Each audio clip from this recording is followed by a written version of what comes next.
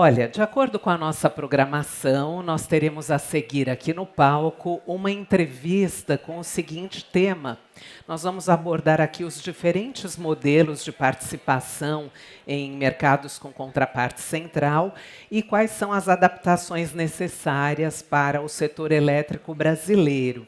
Então, para esse momento de entrevista, eu tenho a honra de convidar aqui ao palco o Chief Risk Officer da B3, Marcelo Carvalho, e vem acompanhado do diretor de clientes da N5X, Michel Maranzana. Bem-vindos.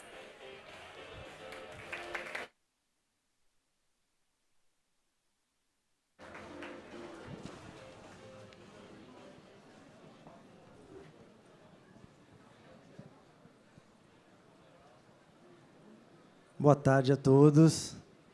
Boa tarde. Todas. Vou esperar mais um pouquinho, tem um pessoal ainda sentando. Aproveitar para desejar boas-vindas a todos e todas. Acho que teve gente que estava de manhã que não está aqui agora de tarde.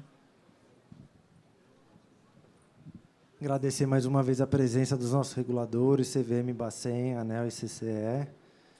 Agradecer a presença aqui do Marcelo, Chief Risk Officer da B3, já conhece tudo do ambiente de clearing, das demais commodities aqui, e vem já há bastante tempo trabalhando com a gente aqui super perto, elaborando os modelos, discutindo todos os fundamentos do que a gente está montando aqui de clearing. Prazer estar aqui com você, Marcelo. Obrigado, Michel. Obrigado a todos aqui. E tem sido uma caminhada aqui em conjunto com a N5X, com a Nodal, de desenvolvimento desse novo modelo de clearing. Bom, então, de manhã, nós passamos ali uma parte do mercado uncleared, que a gente atua hoje. Teve um painel ali para a gente falar sobre os fundamentos principais do que é uma clearing. E agora a gente aqui entra à tarde nos pormenores. A gente vai começar aqui falando do modelo de participante. Acho que é importante aqui para as empresas do setor elétrico entenderem como elas se conectam ao ambiente da clearing, como é que é a dinâmica entre elas.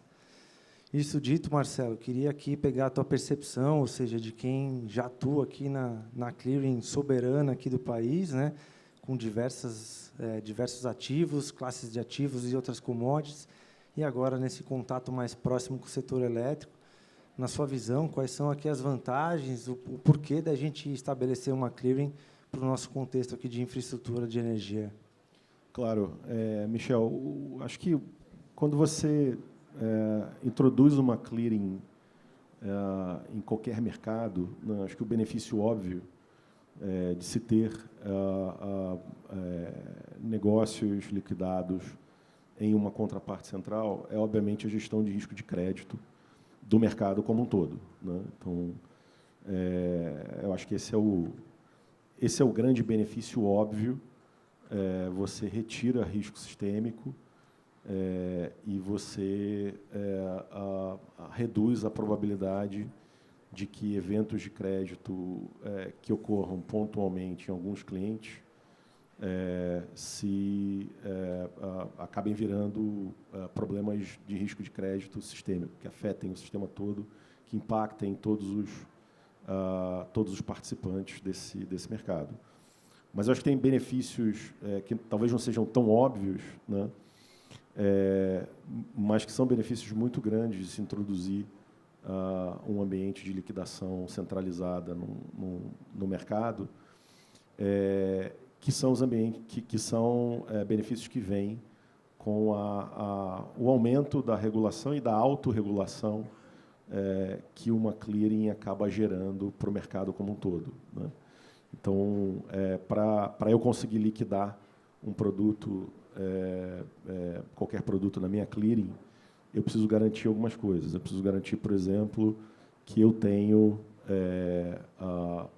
preços naquele mercado que são bem definidos, para os quais eu consigo entender, ter transparência, para o processo de formação daqueles preços e, portanto, eu, como clearing, me preocupo muito com o processo de formação de preços.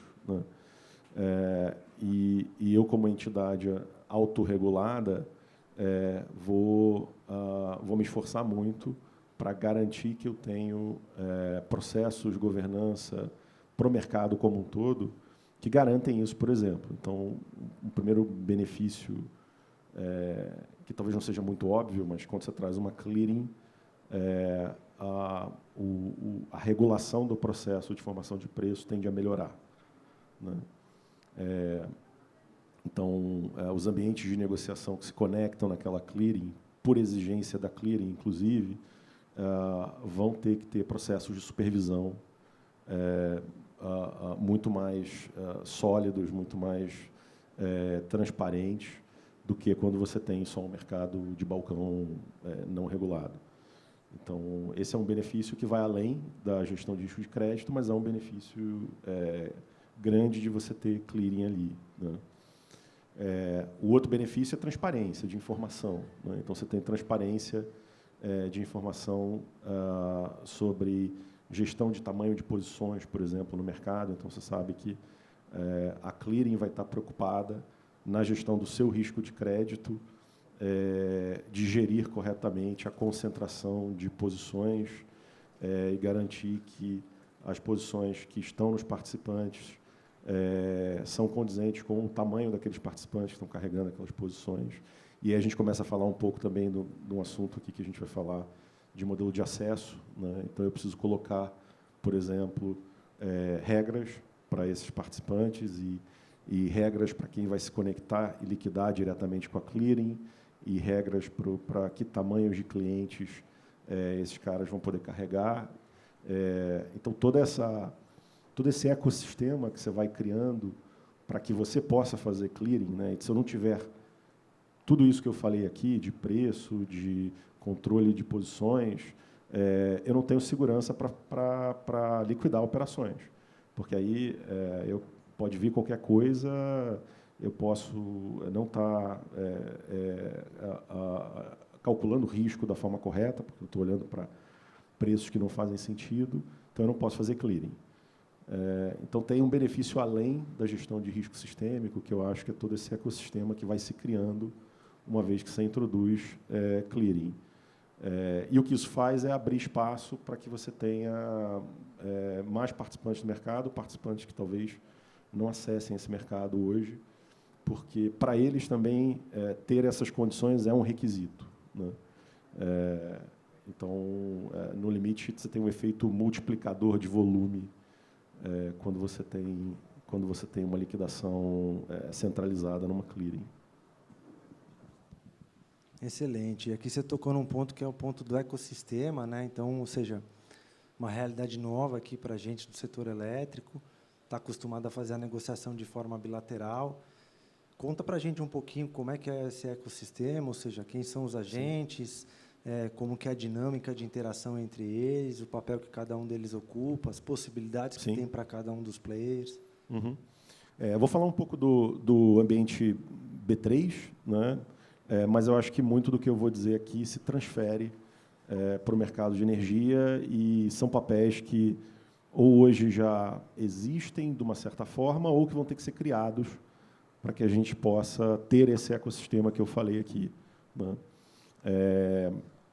Então, quando a gente olha para a gestão de risco de clearing nos mercados que eu faço clearing lá na B3, né, a gente tem, basicamente, duas categorias de participantes, né, a gente pode segregar assim.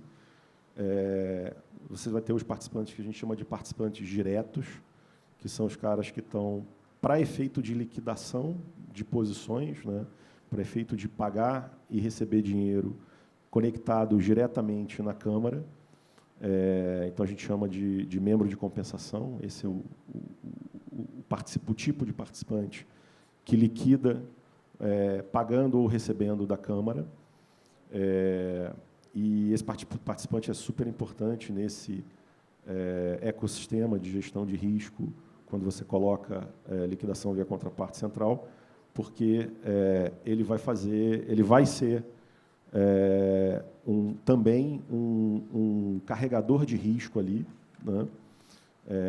E aí o ideal é que você tenha vários desses participantes para que esse risco possa estar dividido e adequadamente balanceado entre o mercado todo, mas esse cara vai carregar risco dos clientes dele também, né?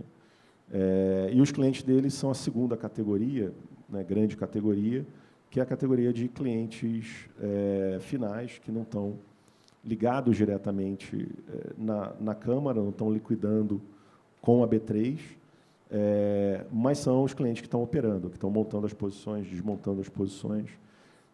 O ecossistema da B3 é um pouquinho mais complexo, e aí por razões históricas, né, porque é um ecossistema que foi criado ao longo de mais de 100 anos.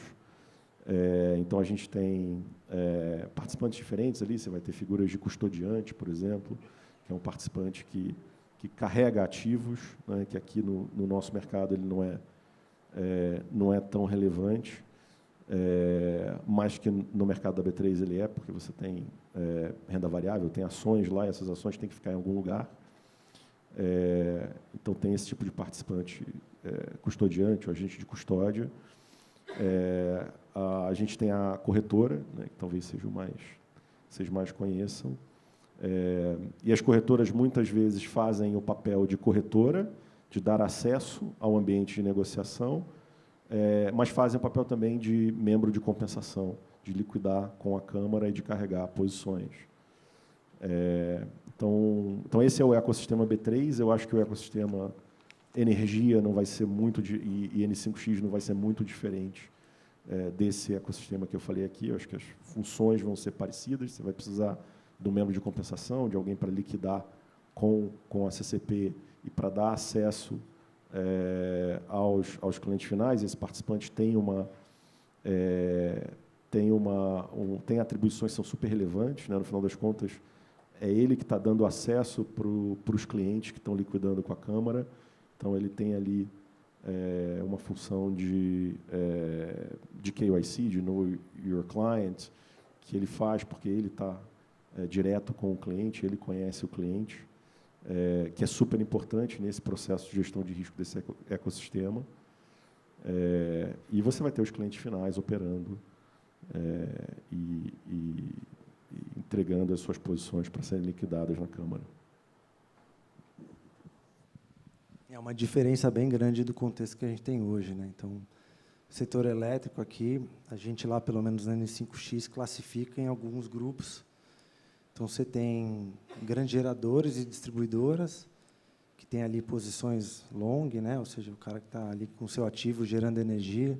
Distribuidoras que hoje, da forma que está montado o sistema, compram energia para fazer a entrega, não estão ali só na gestão do fio, pelo menos não por enquanto, né? Aí você tem as comercializadoras independentes, que não estão vinculadas a nenhum desses grupos, tipicamente operam com um perfil mais especulativo, produtos de horizontes mais curtos. Bancos, que fazem um pouco disso tudo, mas, normalmente, pelo jeito que está desenhado hoje, acabam fazendo operações estruturadas, com financiamentos embutidos, pré-pagamentos, fletagem de curva. E os consumidores finais, a exemplo do Sérgio da Hidro, que está aqui, né, que tem um portfólio enorme de geração, mas que construiu um portfólio de geração para suprir o seu próprio consumo, né? Então, são essencialmente esses 4 grupos, todos agentes da CCE, é um requisito, né? Então, assim, 100% dos contratos são bilaterais, 99% dos contratos estão passando por uma liquidação energética, registrados na CCE. Então, é um ambiente diferente, onde entendo que esses 4 grupos poderiam se inserir ali como participante de negociação, no ambiente de negociação. Você tem um ambiente ali de clearing e registro, onde alguns deles também vão poder se pinçar. Além da camada dos membros de compensação, você tem os bancos ali atuando num nicho que é completamente novo, né? É isso. Então, é um pouco esse o desenho. E aí, pelo jeito que o setor evoluiu, por essa questão dos defaults, todos esses agentes acabaram criando áreas de risco e de crédito, olhando especificamente para risco de contraparte, né? Se especializaram muito nisso, era um pouco do que o Sérgio também comentou pela manhã, ali, o quanto que isso desvirtuou o foco de algumas áreas pela necessidade inerente ao framework que o negócio tem hoje, né? Isso dito, queria aqui te perguntar quais são os requisitos que uma clearing tipicamente exige para os participantes se plugarem nela. Legal. Acho que a gente fala dos requisitos, vou só pegar um ponto que você falou aqui no final, que é a função de gestão de risco de crédito de contraparte, né? Esse é o grande benefício de você ter liquidação centralizada, né? Porque você só precisa fazer avaliação de risco de uma contraparte. Desde que você entenda que o teu risco com a clearing é ok no tamanho que você opera, todo o resto da gestão de risco é terceirizado para a clearing.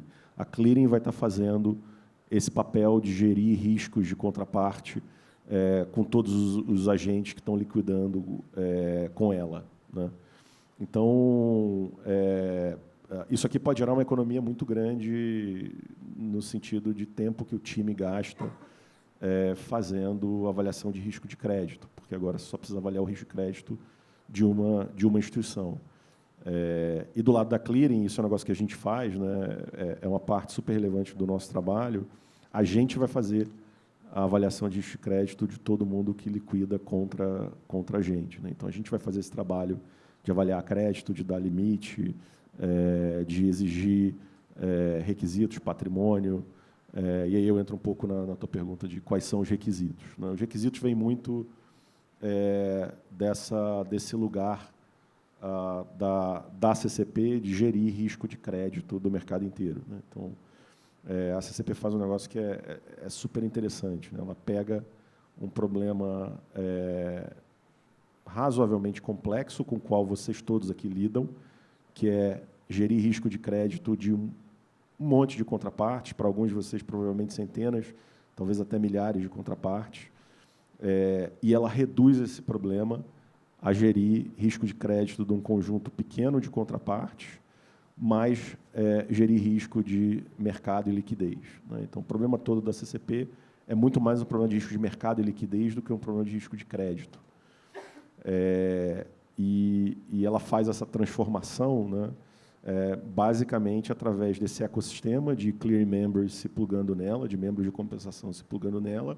Então, ela precisa avaliar o risco desses membros de compensação e ela vai botar requisitos de acesso sobre esses membros de compensação para que ela consiga minimizar o risco que esses membros de compensação trazem frente à posição que eles liquidam, né? Então, aqui, o requisito de acesso ele é sempre, no caso da B3, por exemplo, ele é sempre função do risco que aquela contraparte está trazendo para a B3, né?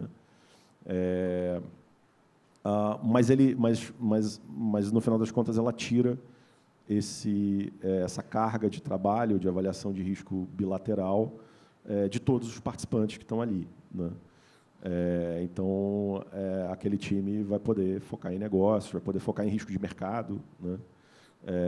E não ficar gastando tempo avaliando crédito. Então, esse é mais um benefício de você ter um ecossistema com CCP.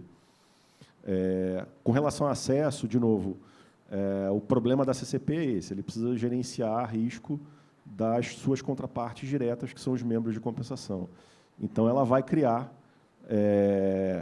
requisitos de acesso mínimos para esses membros de compensação. Então, a gente tem lá na B3, a gente tem vários requisitos de acesso mínimo, né? E esses requisitos são requisitos financeiros, operacionais e tecnológicos, né? Então, a gente vai olhar, via de regra, para essas três dimensões, né?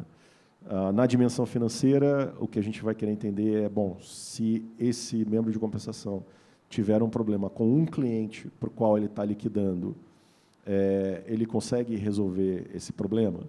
E, obviamente, o tamanho desse requisito financeiro vai escalar com o tamanho dessa liquidação que esse membro de compensação faz com a Câmara. Então, quanto mais clientes ou mais clientes grandes o membro de compensação tem,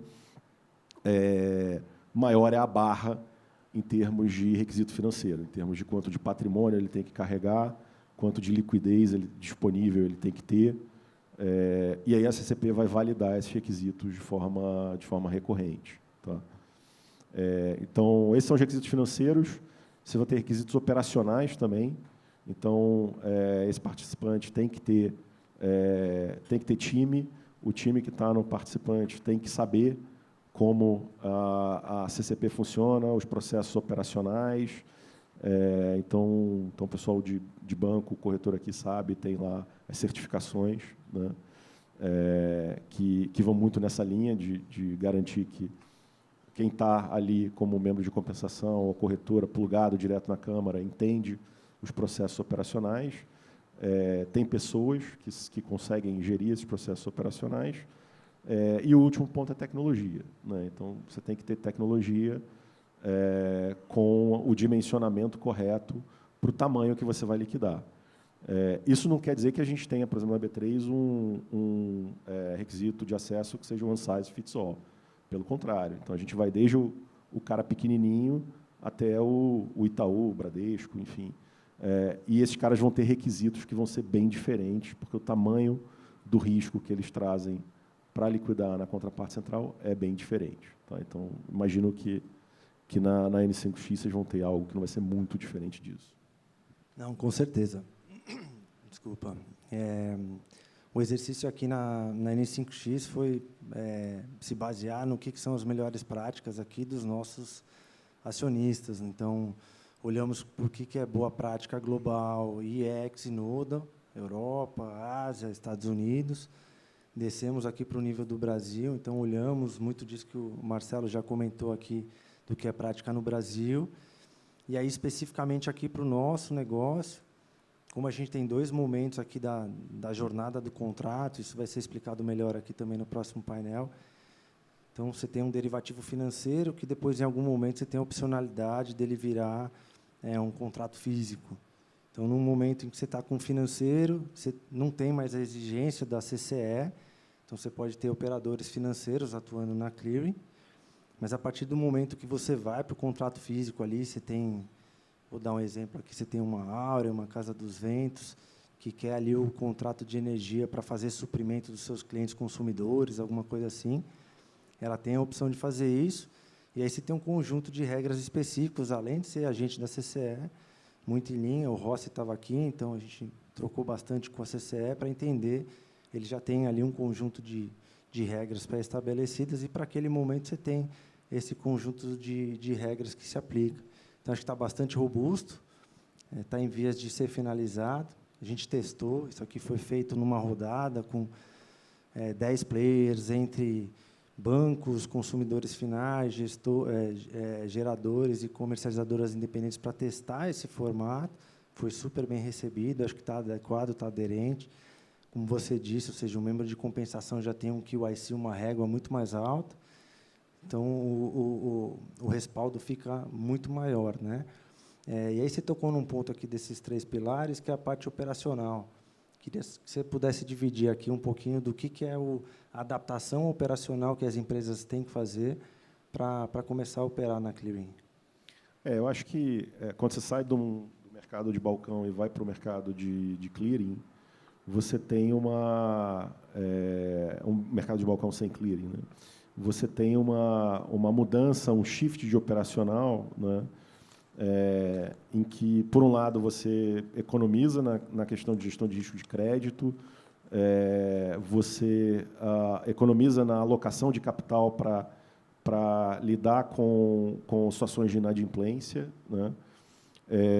Por outro lado, você tem que ter um operacional ali de gestão de liquidez relacionado àquilo que você está carregando na clearing. Como eu falei, a clearing faz esse trabalho, né, essa mágica de pegar risco de crédito bilateral e transformar em risco de mercado e risco de liquidez. Como é que ela faz isso? Chamando margem. É muito simples. A margem é o efeito dessa conversão de risco de crédito em risco de mercado e liquidez. Qual é o efeito prático da margem para o operacional de vocês? É que agora você tem que gerir liquidez em bases diárias, porque essa margem vai estar sendo atualizada conforme os preços andam e conforme o risco e o tamanho da posição muda.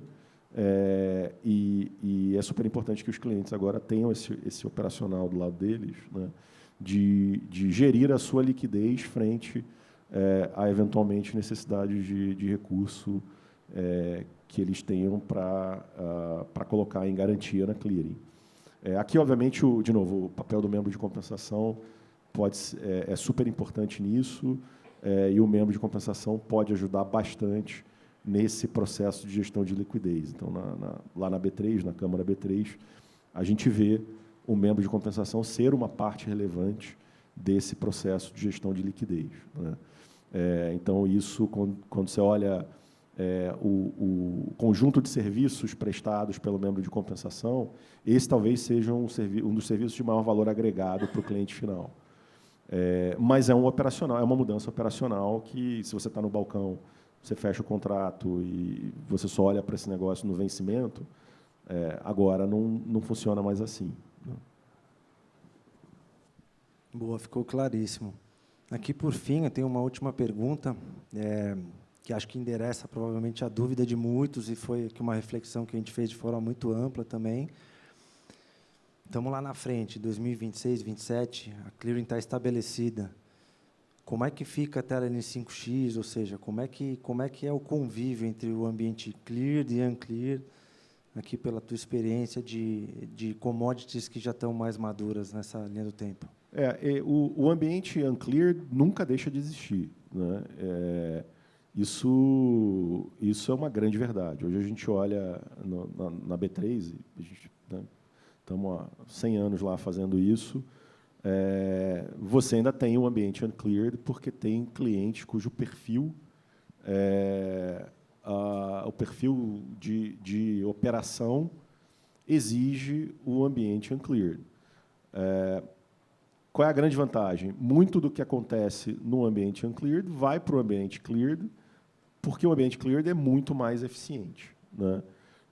Então, isso é o que a gente vê. O que a gente vê quando você lança um produto que tem o uncleared e você lança o produto cleared, você vê uma migração muito grande de volume para aqueles clientes para o qual o ambiente cleared é mais eficiente, porque tem todas essas qualidades e esses benefícios que a gente falou, e fica no ambiente uncleared aquele tipo de cliente que precisa daquela característica, daquele contrato com muito customizado, com vencimento customizado, com pagamentos customizados, e isso acaba ficando realmente no ambiente uncleared.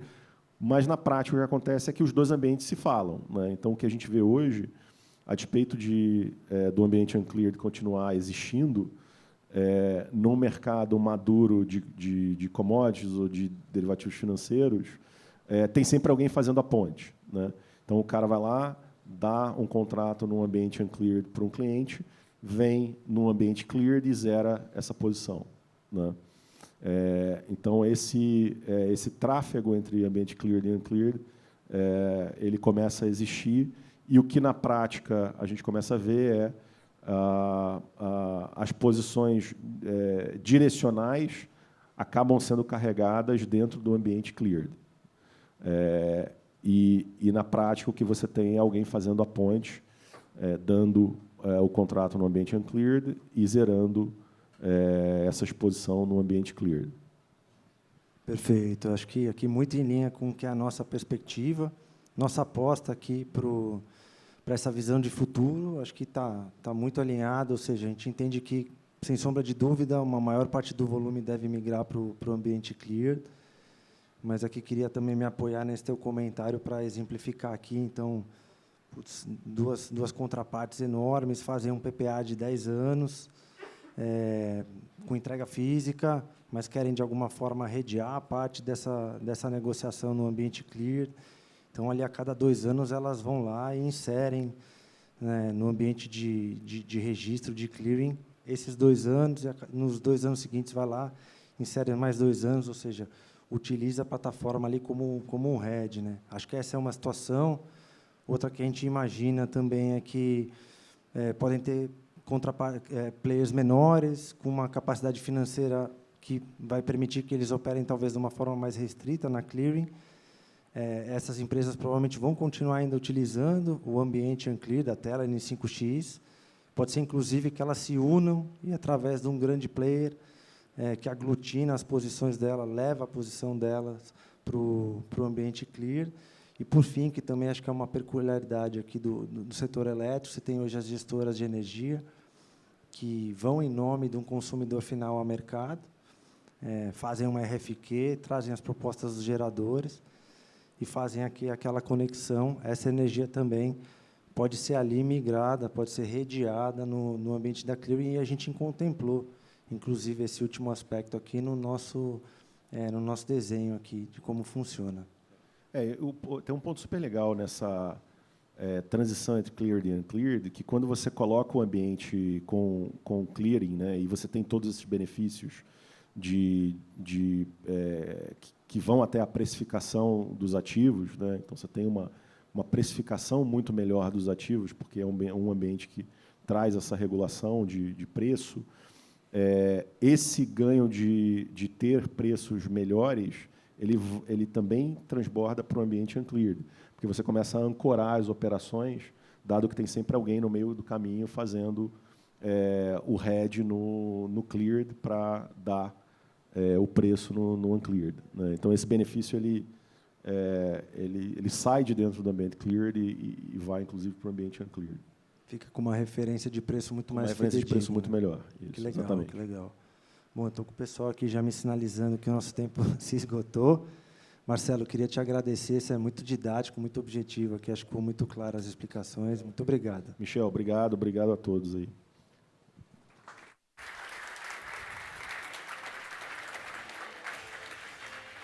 Obrigada, Michel. Obrigada também. Marcelo, por favor.